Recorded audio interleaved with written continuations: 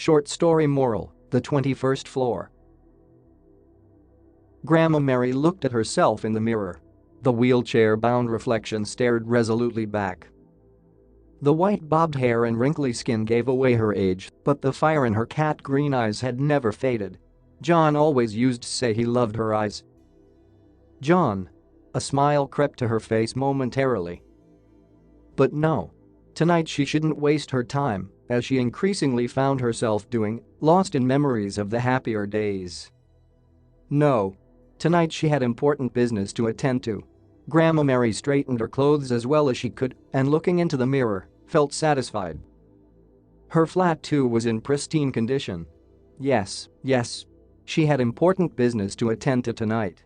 Tonight, she had to die. It was never too old for suicide. It wasn't a decision made in passion, it was a decision made in reason. Her body was beginning to fail her. Polio had taken away the use of her legs when she was very young, and now old age was taking away the rest. Grandma Mary wouldn't allow that. This particular battle against the gods, she would win. And she did miss him so very much. Her John. Grandma Mary wheeled herself out the front door of her flat. She had moved into the 16th-story apartment a few months back. Hers was the only occupied flat on the floor. The elevator was her lifeline to the rest of the world, as the flat had no ramp access. It was hard living alone at her age. Yes, the occasional nephew or niece did visit, but the truth never did escape Grandma Mary's mind. She was arriving at her time. And tonight it will be. Grandma Mary glanced around her home one last time and closed the door. The 21st floor was the terrace. She knew what to do. Drawing in a deep breath, Grandma Mary called the elevator. She rolled herself out at the 21st floor.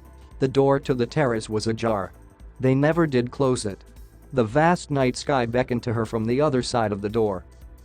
Grandma Mary pulled the door open and rolled herself outside. A full moon and a cloudless night sky greeted her. Stars tinkled. There was a small parapet running all around the terrace, but she was pretty certain it wouldn't pose a problem. Her resolve was taller than the parapet. And that's when she heard a sob.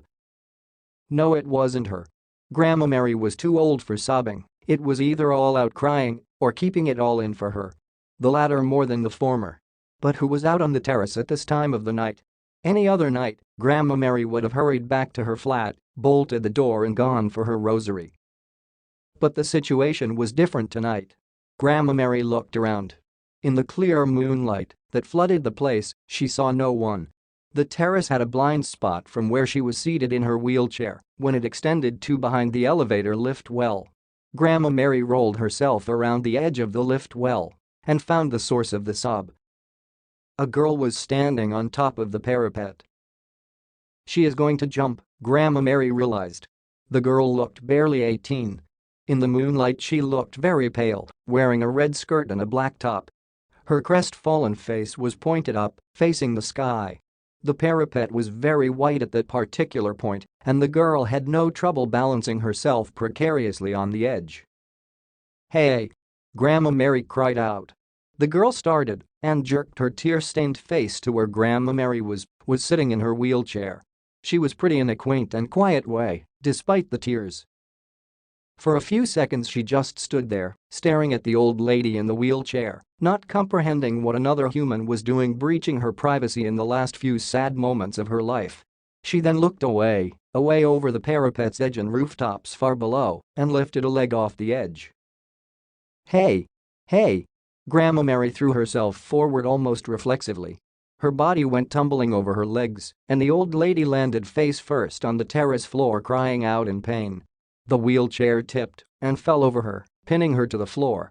From her sprawled position on the floor, Grandma Mary looked up to where the girl was standing. The parapet was empty.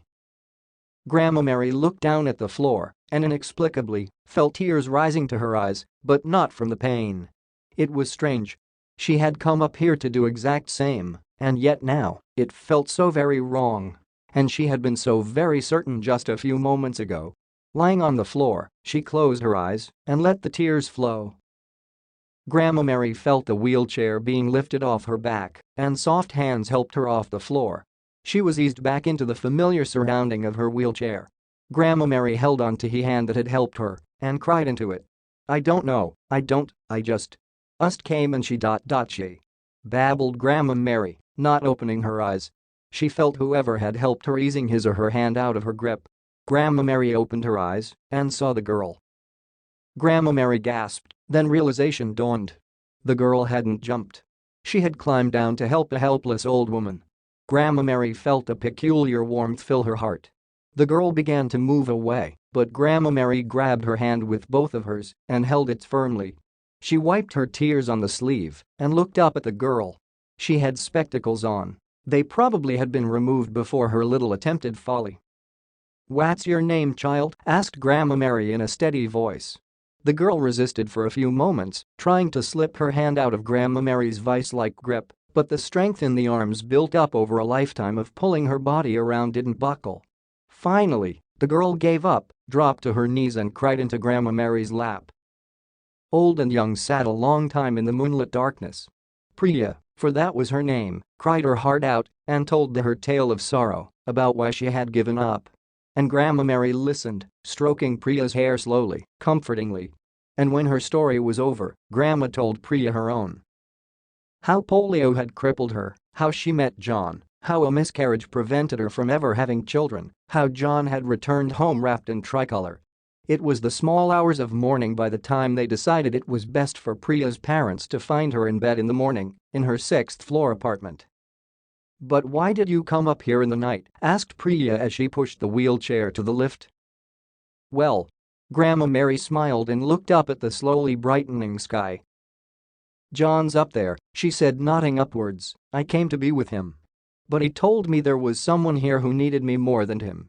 Grandma Mary looked up at Priya and smiled. The young lady blushed like only one caught red-handed doing something reckless can.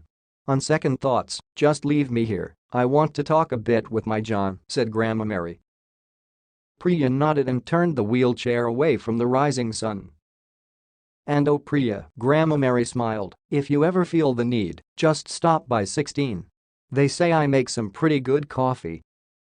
Priya smiled, and the smile reached her tear-filled eyes. She bent down and kissed Grandma long and hard on the cheek. Okay. Okay, Grandma Mary laughed, "Don't crush me." Priya let go and walked towards the elevator.